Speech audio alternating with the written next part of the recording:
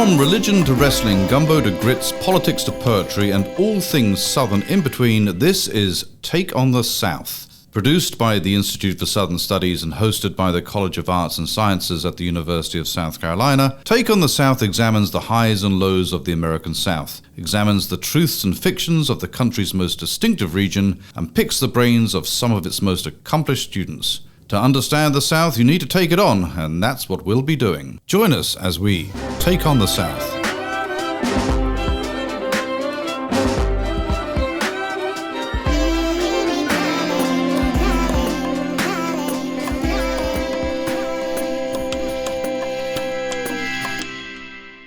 Welcome to Take on the South. I am Kent Germany, a professor of history here at the University of South Carolina. I am not Mark Smith, and if you are a fan of the podcast, you can tell that my voice is a little bit different than Professor Smith's. I am going to be guest hosting today, which I am referring to as guest smithing, and so any mistakes point to me and not to Professor Smith. I'm delighted to have in the studios of the Institute for Southern Studies Dr. Carolinegrego, who is an environmentally minded historian of the South.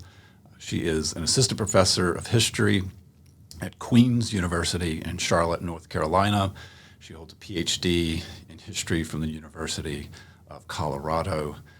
And as she will tell us, she is a historian of and from South Carolina. And I want to throw things over to her very quickly, but let me let you know who we're talking to here. She has a career as an assistant professor. She's published already in the Journal of American History. She has published an article in the American Historical Review. And we'll be talking today about her award-winning book, which is titled Hurricane Jim Crow: How the Great Sea Island Storm of 1893 Shaped the Lowcountry South. This was published by the University of North Carolina Press in 2022. It won the Rachel Hines Prize from the College of Charleston's Carolina Lowcountry and Atlantic World Program. And it just recently won the Deep South Book Prize from the Summersell Center for the Study of the South at the University of Alabama. And I'll just go ahead and read a little bit of praise for the book. This is from that prize committee. Hurricane Jim Crow is an intense and heart-rending account of the destruction, aftermath, and lasting legacies of the 1893 Sea Islands hurricane. Thoughtfully written and provocative, Grego's book serves as a harrowing reminder of the power of the earth and the legacies disasters produce. So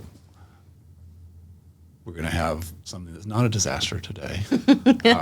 Although there is a storm front brewing in the Caribbean and Gulf that maybe will reach us in a couple of days. So I guess we're never more than a couple of days out from a possible hurricane. So the title of the podcast here is Take on the South. And so we'll start here. If you can tell us a little bit about your take on the South. Sure. So maybe a little bit about, do you think of yourself as a Southerner?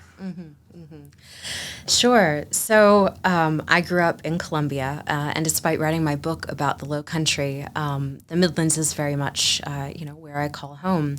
And when I was invited to be on the podcast, I was, delighted by the concept and the idea of taking on the South. And so what I've been up to the last few days has been trying to sort of re-immerse myself in the Midlands and to think a little bit about Southern environmental history in particular, both because I knew we'd be discussing it some here on this podcast and talking about it at an event a little later today too. And so what I did was something that I think would be sort of familiar to you, Kent, which is I took a drive and a couple of walks. Where moving through the landscape is always one good way of stimulating thought about it. And this was partially inspired, really, by your piece that you have written for a forthcoming collection with USC Press for next year, where you took a bike ride down the Palmetto Trail from Columbia down towards the Low Country. And what I did for my drive was I went down Bluff Road to Old Bluff Road. I stopped by the Congaree Visitor Center to take a look at the huge cypress log that they have there in the parking lot. And this particular cypress log was dredged up by a salvage company, where what they do is they dredge up these old cypress logs that were logged or fell and thus sank into Lake Marion or the rivers and waterways that sort of lead to and from it. They dredge them up. Sometimes they turn them into furniture. They mill them. They sell them off to people who want to use salvage cypress in projects. But in this particular case, they donated this large cypress to Congaree because it's hollowed out in the center. Can't really be milled or turned into a productive project in the same way that a whole log would be. So I stopped by that to visit it and to think a little bit about how, to me, in a lot of ways, this kind of salvaged log and its sort of rebirth and return to Congaree sums up a lot of what has started to percolate and what I sort of think about Southern environmental history, which is the word that has kept coming to my head in the last couple of weeks, which is remnants. Remnants. When I think of Southern environmental history, it's a field that really has only taken root in the last, 30 or so years, right? It doesn't have the same sort of origin point in the 60s and 70s environmental movement that environmental history as a field more broadly does. And instead, it comes from a different set of concerns. And this is partially because when people think of the South, or certainly the Midlands of South Carolina, one doesn't necessarily think of spectacular landscapes, right? You don't think of Yosemite, you don't think of the Grand Canyon, you don't think of these sort of awe-inspiring vistas that... So the Marlboro Man is not from South Carolina. No. Yeah. You instead think about these landscapes that show remnants of what they were. Even Congaree National Park, which, I love very dearly as a fascinating and interesting space, is itself a remnant, right? There's old growth bald cypress and tupelo there, very large trees, but significant parts of it have been logged, and the parts of it that were not logged significantly still bear the touches of human hands, right?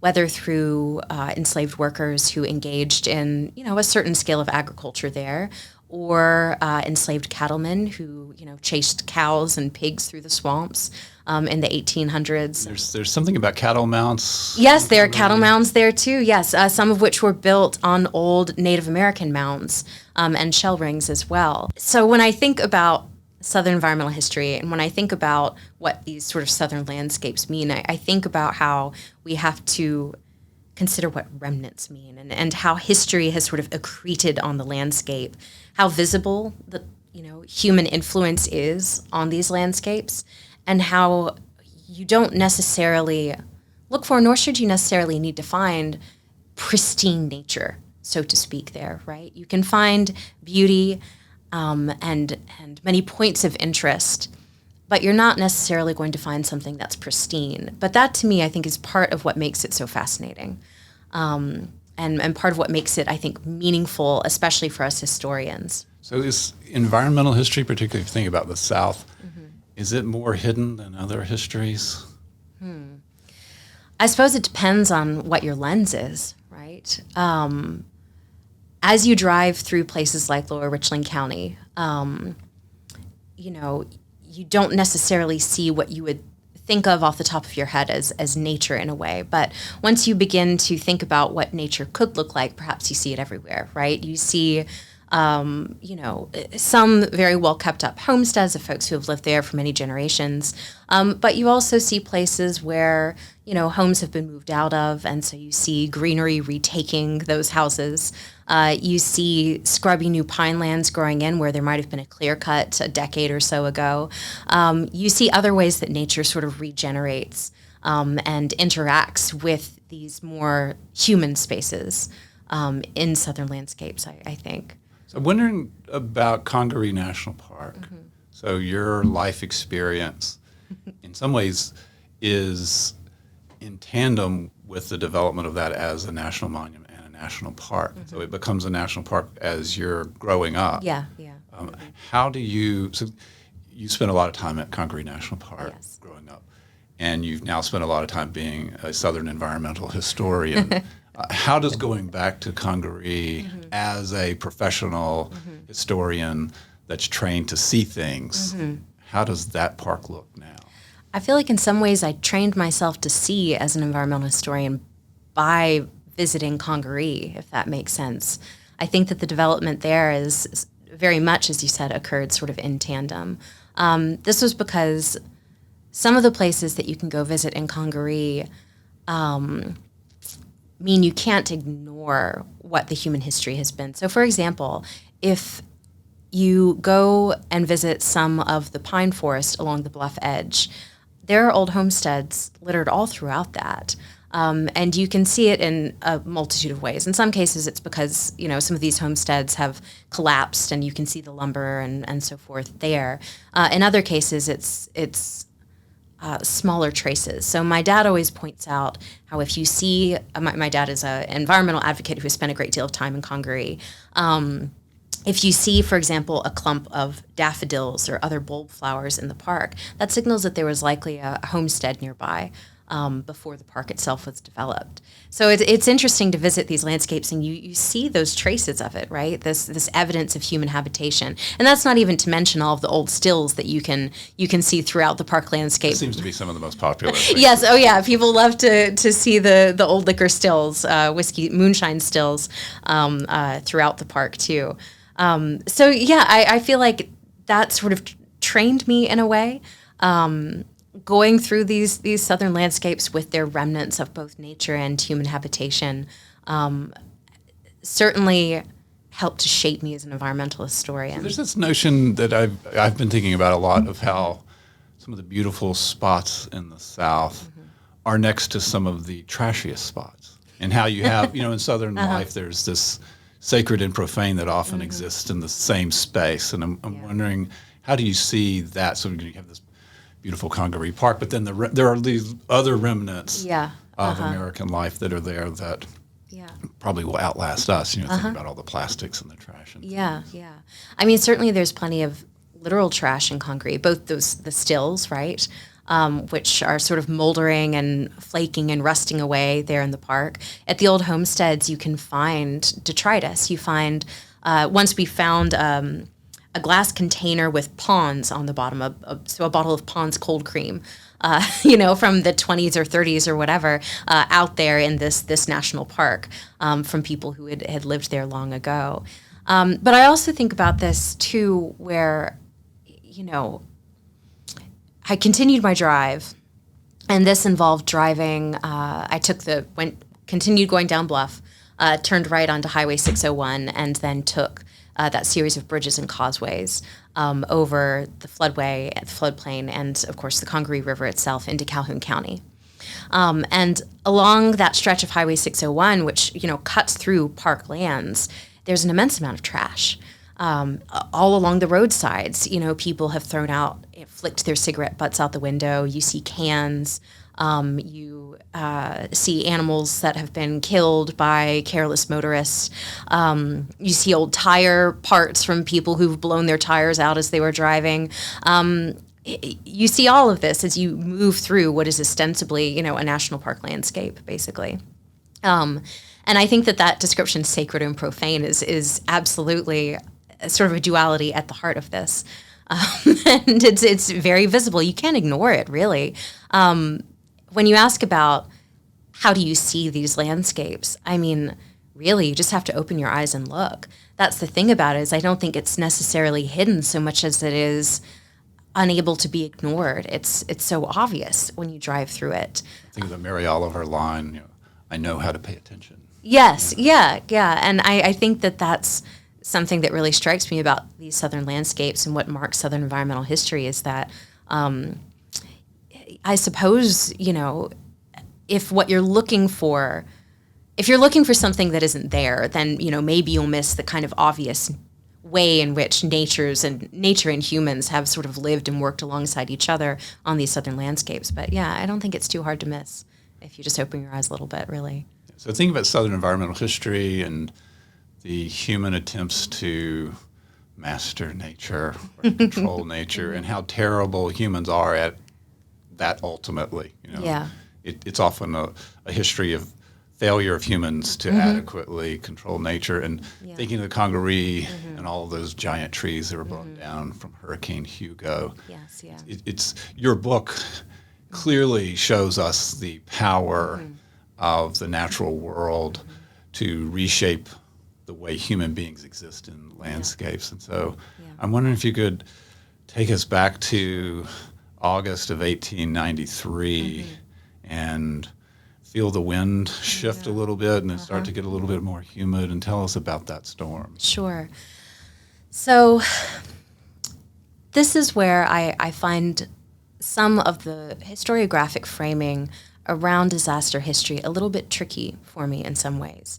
So there's a recent insistence that I immensely respect and that I use as a framework really throughout my book, but I also have some points of resistance to, which is the idea is that there's no such thing as a natural disaster, right? That hurricanes and floods and earthquakes, that their devastating impacts on people are ultimately just as much from human systems of inequity and mistreatment as they are anything that Mother Nature herself has wrought. And I think that's true in many ways, and certainly my book traces what those human impacts are and how specific groups of people tried to wield and use the destruction of the hurricane to harness it to their own sort of political and economic ends, right? But at the same time, there's something remarkable about this particular hurricane. There are some experiences that are beyond human control fully, right? And so balancing between the fact that these human impacts of the storm are, immensely important, and they have there's history behind disasters that we have to understand and trace. But at the same time, yes, this particular hurricane was a behemoth, and that did indeed show sort of the power of nature in the Low Country in 1893. So, yes. So there were, and I know I've heard you talk about this in a talk, but so this would have been today identified a Category 3 storm? Yeah. Of course, the way that we categorize hurricanes now didn't exist at the time, but based on what data we have, it would have been a Category 3 storm. And we know this largely through the efforts of a U.S. Weather Bureau agent named Louis Chesanovsky, who was stationed in Charleston. And Charleston was not, the part of the coast worst hit by the storm. That was down in Beaufort County. So if anything, what he recorded in Charleston was slightly lesser than what would have been felt further down the coast. But what Chesanovsky did was he spent the night, because this hurricane struck overnight, sort of late afternoon on Sunday, August 27th, is when residents of the Low Country began to notice and fear that perhaps a large hurricane was going to make landfall. You know how people in 1893 would have sensed that or known that? That is a really interesting thing. So, of course, they did not have radar. They had no way of knowing, specifically when a hurricane would hit. You would maybe have, at half day's notice when you began to realize that perhaps the storm that seemed to be arriving on the coast was especially dangerous. So like when the water starts rising? Yeah, basically when the water starts rising, when the wind starts rising and gains this sort of strength and relentlessness. And there's no warning system really for people? No, the only warning bells or system, something? you'd think, you would hope, but what they had was the U.S. Weather Bureau. And the Weather Bureau had agents and stations up and down the Atlantic coast and had some contacts in the Caribbean as well. So Chesanovsky had really received a telegraph from one of the Caribbean offices warning that some ships had encountered a massive hurricane, that ships that had sort of straggled into port and delivered notice of this. Now, of course, there was no sense of where this particular storm would go or what it would look like once it actually reached the U.S. mainland. Chesanovsky had some suspicions. He knew that there was a low front sitting over the mountains that might sort of draw the storm in.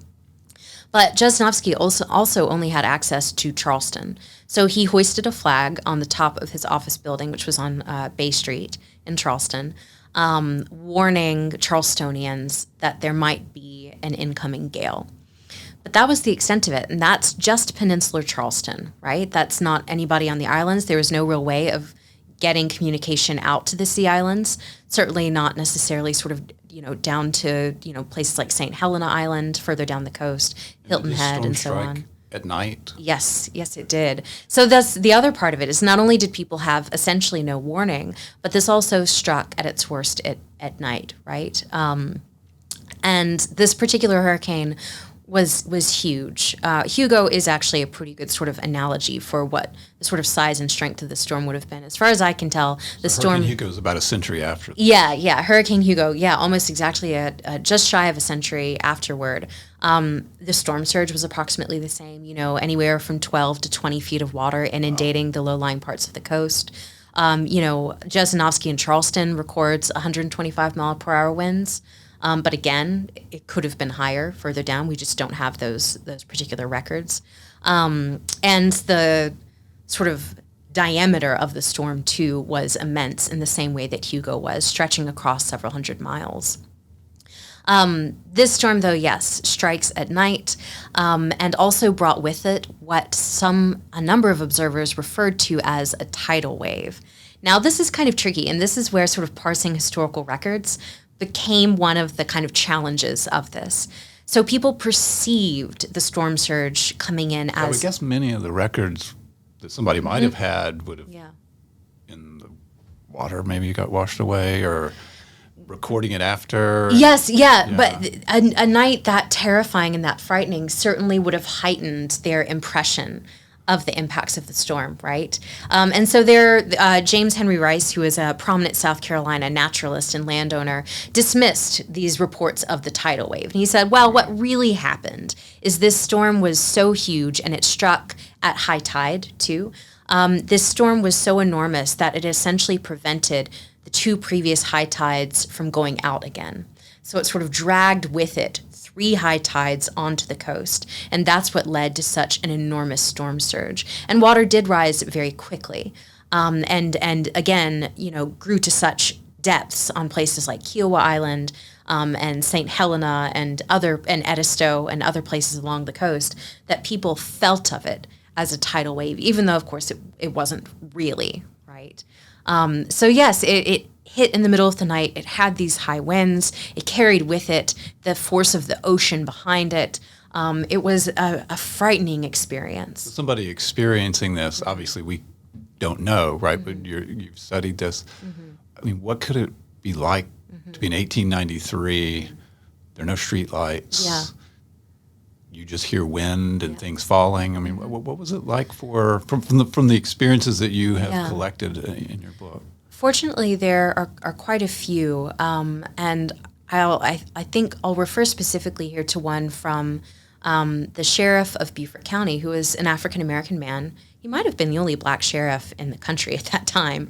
His name was George A. Reed, and he lived on a 2-story house sort of along the edges of one of the rivers near Beaufort. So where people lived generally would have been along these waterways? Yes, in these low-lying areas and so forth. And so George Reed lived in the house, I believe, with his mother and his sister. And he wrote and had published his account of the storm in the newspapers a couple days later. And he talked about, this pitch black, the way the rising winds, often made it hard to hear what was happening. And he said, but despite that, yes, you could hear trees cracking and falling. You could hear, wharves and boats and houses being caved in. And he said you could also hear screams, too, that were sometimes able to sort of pierce the gale of people, struggling through the waves and the storm. In some cases, trying to ride out the storm in their houses. He writes about how some people tied themselves up into trees to try to escape the high water. And he talks, too, about how people would attempt to make it to high ground.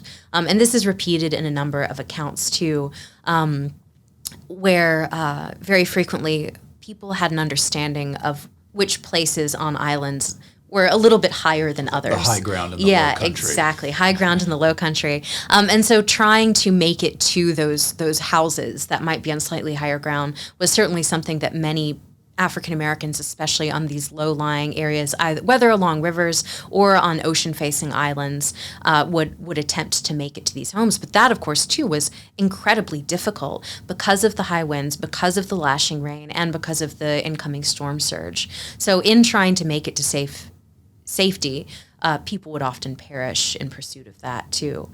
So it was a night that in certain ways defies description.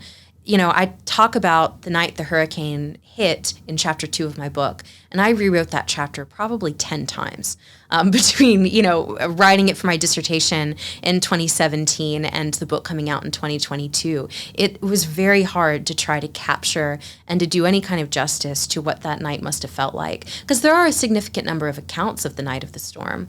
But figuring out how to order it, how to write about it in a way that does it any justice without making it seem like I'm trying to be melodramatic or sort of, exploitative in some way about what these thousands of residents of the Low Country lived through was decidedly a challenge. Because, this was a very, very frightening night that many people attempted to live through and that many did not. And so in your research, can you tell us how many people died that night? Is that possible? This is part of what has also made this process tricky. It's very hard to know. Estimates range. The really safe number, I think, is 1,500. But Clara Barton, who led the American Red Cross in a recovery effort from Beaufort, South Carolina for 9 months, from October of 1893 until the summer of 1894, estimated that as many as 5,000 people may have died. Now, Barton may have been counting people who died in the weeks and months later from sickness, from hunger, from exposure, from injuries they incurred during the hurricane that they were not ultimately able to get proper medical care for. But regardless, it is safe to say that thousands of people perished in this storm, and certainly more died afterwards as well. Why is it so difficult to count the dead? Yeah. It's difficult to count the dead, partially simply because death records don't exist in the same way, partially because the 1890 census functionally doesn't exist anymore. It was a casualty of a fire that destroyed many of the records of the 1890 census. So trying to use that even to sort of parse the number of people who lived in this place in 1890 versus in 1900, that has been taken away from us historians as a tool to sort of discern what this may have been. And because, too, many of the people who died, the vast majority, were African Americans living in rural and isolated places.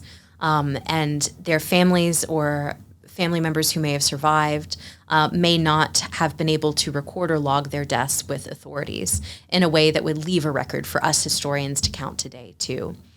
So I'm wondering if I could talk you into reading. So I teach... Sure. A class called Historian's Craft here, where we have our undergraduates learn about the history major and writing history. And I think you have such a almost perfect first sentence to the opening of your book. And I'm just wondering if I could get you to maybe read your first couple of lines here. And I'll go ahead and pregame things. And so this is, it's the preface. It's called The List. The list of the dead is piecemeal and relentless. So that's the first line of the book. And I'm wondering if you could just read us here. Sure, of course. The list of the dead is piecemeal and relentless. Extended families, married couples, children bearing only the last names of their mother or father. No name, only unknown body. 282 entries line the pages of the forever partial list of the dead, collected over 2 days by a group of hastily deputized, exhausted assistants to the Beaufort County coroner after the Great Sea Island storm rolled through the Low Country on the night of August 27th to 28th, 1893. Thank you. Yeah, of course. So when the sun comes up, what's left? A lot of trash, a lot of detritus, actually. Accounts, including from George Reed and many others, talk about how the Low Country was clogged with crops, with the bodies of dead animals, with blown down parts of houses, with boats that had been crunched up against the shore, with wharves that were fully dismantled and turned into maybe a few pilings left, if that. Cotton warehouses with their stock soaked down and ruined. People looked out and saw a wrecked landscape, right? That was unfamiliar and strange to them, and even strange in ways too that I think of as quite different from what you think of when you think of the Low Country in August. The hurricane stripped all the trees of their leaves, for example. So there was this strange sort of appearance of winter amidst the heat of a Low Country August. And accounts also talk a great deal about the stench, too, where all of this rotting organic material made the whole country smell awful.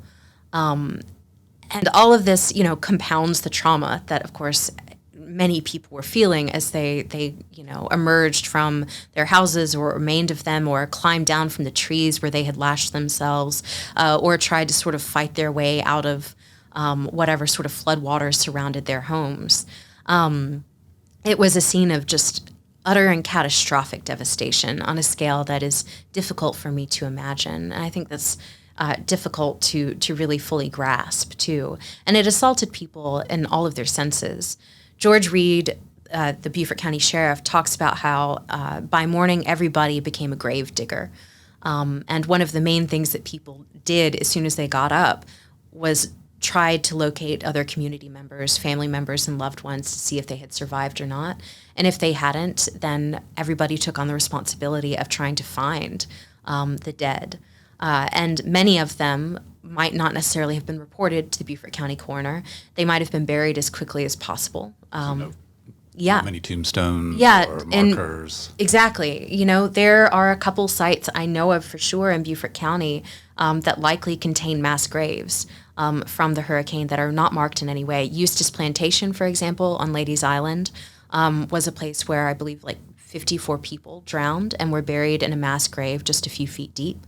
On the phosphate works, the Cusal Phosphate Works, sort of a little bit inland in Beaufort, but along one of the marshes and riverways there. Dozens of people died and were similarly, buried in a mass grave as well. And yes, these places, they don't have grave markers.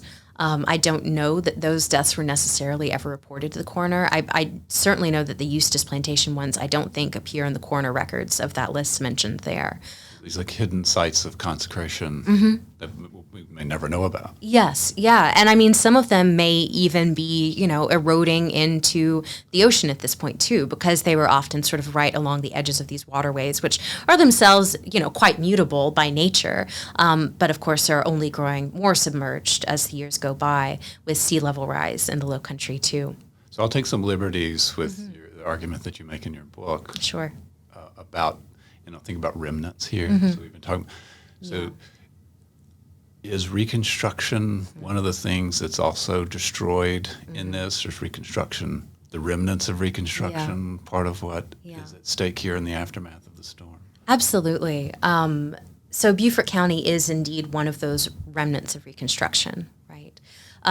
Well, when we as historians teach about Reconstruction, we usually say, 1876, 1877 is the year that Reconstruction ends because that's the year where federal troops are fully withdrawn, where the federal government turns its back on the South, on black Southerners, and where in many states, white Democrats, white supremacists retake state governments through a variety of dirty tricks and, fraudulent voting and out-and-out violence to reclaim their sort of political position at the top of the pyramid in the South. But Beaufort County is different. As I've been mentioning George Reed, this black sheriff of Beaufort County, and that is sort of representative of what this county looked like. Beaufort County was 93% African American in 1890, and the majority of African Americans who lived there owned their own land. Due to that sort of overwhelming black majority in this case, and due to some legacies of the Civil War era Port Royal experiment and other sort of Reconstruction era reforms that occurred there, African Americans were able to hold on to and develop forms of political and landed autonomy that allowed them to hold on to sort of the legacies and promises of Reconstruction in a way that black Southerners elsewhere were unable to do so due to... This is a threat to local white supremacists. Yes, it is. And so in 1893, Beaufort County, again, yes, you still have African-American men who hold public political office there. African-American men are still voting in significant numbers. African-Americans still own land at very high rates, unmatched elsewhere in the South. But the rest of the state doesn't look like that. Right? In the rest of the state, black voting was massively eroded, not only by, Wade Hampton's reconquest of the state in 1876, but through a series of laws in the 1880s, which took away the black vote essentially in the rest of the state, and due to the fact that black land ownership was simply not as high in other parts of the state as it was in Beaufort County, too. So, yeah, Beaufort County is a remnant of Reconstruction. Population of South Carolina at this point was still a black majority. Still a black majority. Yeah, still a black majority, but especially concentrated in places like Beaufort County, which again, 93% black is a very high sort of rate of that there. So part of what your book helps lead us through as the reader is the sense that many white leaders had of this as an opportunity to reduce the kind of power that was in a base there in Beaufort. I wonder if you just a minute or two, tell us a little bit about that part. Yeah, of course. So yes, the rest of the state is sort of being engulfed by white supremacist politicians once again, and Beaufort County is sort of Tillman, this. And this is the one last holdout. And yes, Beaufort County comes under sort of direct scrutiny by men like Benjamin Ryan Tillman, who was elected governor in 1890. Himself, of course, a wealthy landowner who sort of mimed a populist streak in order to ascend to office.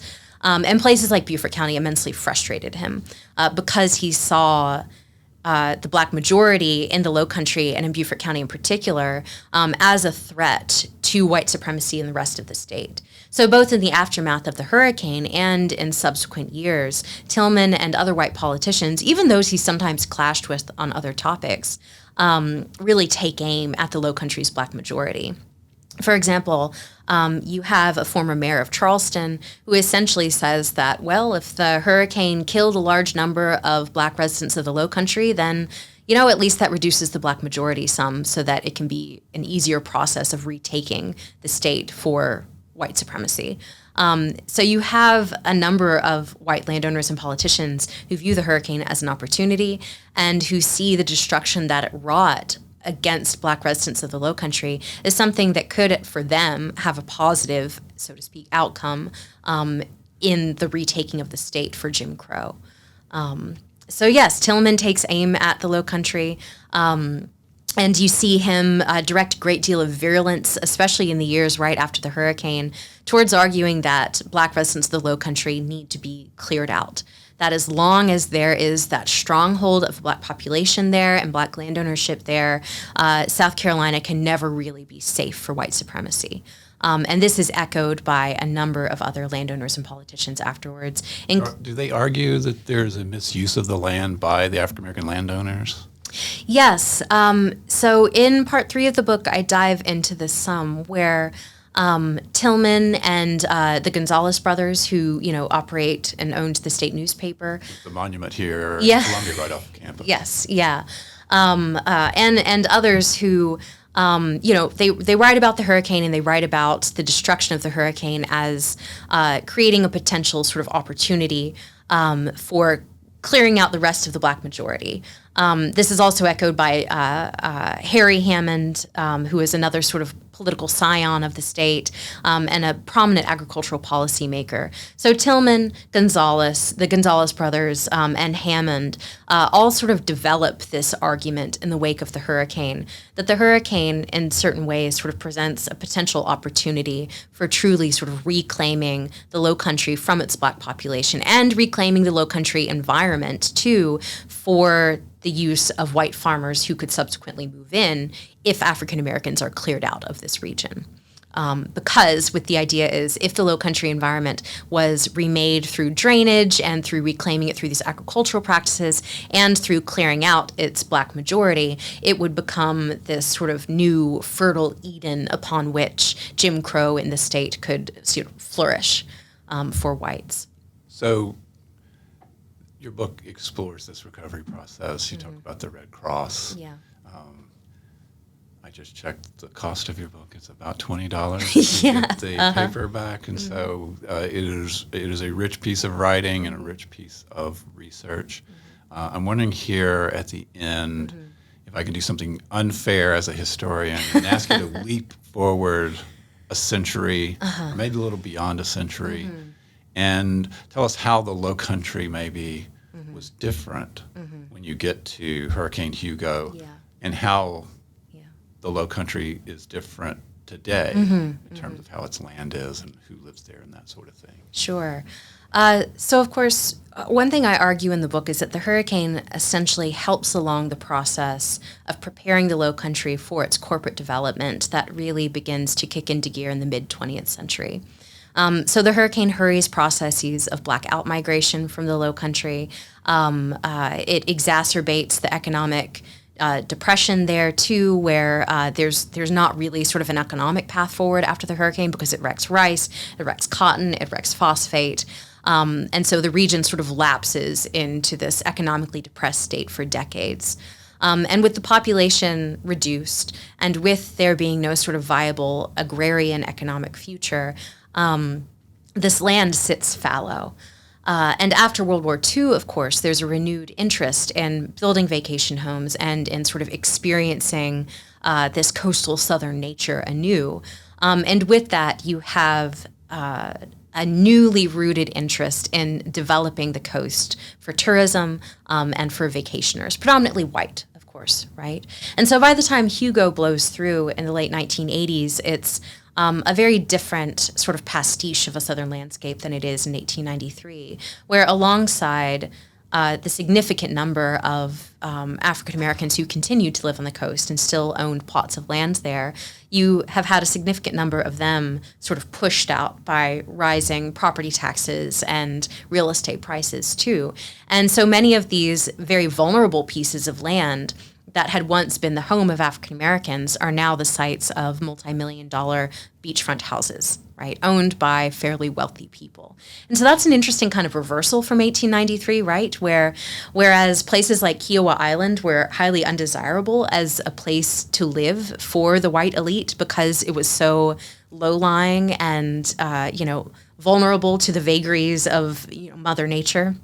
Instead, it's become desirable and expensive, right? But the hurricane of 1893 helped make that possible because it contributes to this sort of decline that makes it attractive as cheap real estate to be purchased up and sold off once more once there's a new meaning sort of layered on to what this landscape can do for people. So yes, then Hugo arrives and I think we're still kind of grappling with a lot of the legacies of Hugo, right? Both in terms of the fact that, I hate to say this, but on the one hand, it doesn't feel like it's necessarily changed as much as perhaps it should have, right? People have continued to build on beachfront properties and live there and enjoy them in the decades since. Charleston has changed, of course. It's gotten a major facelift in the 1990s due to Mayor Riley's sort of efforts to revive and refurbish the city after Hugo.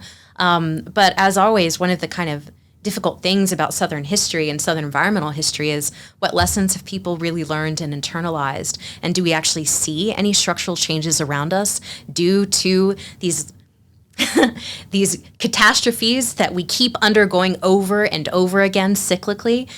They're each different a little bit each time, but nonetheless, there's this real sort of cyclical way that disaster operates in the Low Country that I think can be frustrating, not just for historians, but for contemporary residents who would like to see things change there.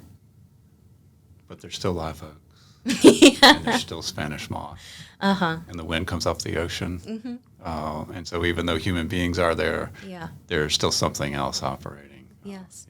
Well, I want to thank you so much for what's been a great conversation for me, and I think we've learned an enormous amount here. And the book is Hurricane Jim Crow, and it is available wherever you buy your books or buy your ebooks. It's available in ebooks. If you're my age and your eyes have failed on you, you can get the ebook and make the print as large as you want to make it. Thank you, Dr. Grego, for your take on the South. I'm Kent Germany, and this is the University of South Carolina and the Institute of Southern Studies. That was our Take on the South. Let us know yours. Find us on Facebook, Twitter, and Instagram at U of SC South. Take on the South is produced by Matt Simmons of the Institute for Southern Studies. Special thanks to Professor Dave Garner of the University of South Carolina School of Music for composing our music. Tune in next time for another Take on the South.